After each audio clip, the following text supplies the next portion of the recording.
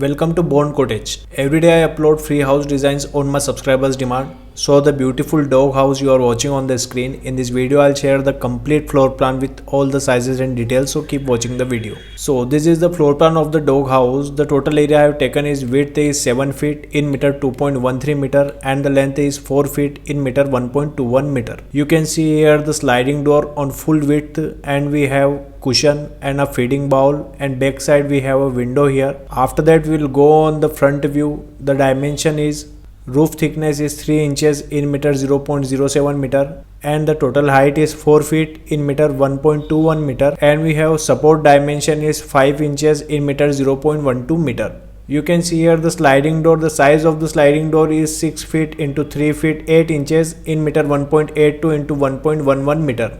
And we have 1 feet 8 inches in meter 0.50 meter covered portion here. After that we will go on the back side portion. So we have a window. The size of the window is 3 feet 8 inches into 2 feet in meter 1.42 into 0.60 meter. So this is the floor plan of the house you are watching on the screen. If you like the video, keep watching the video. Stay tuned with my YouTube channel. Thanks for watching this video. Thanks.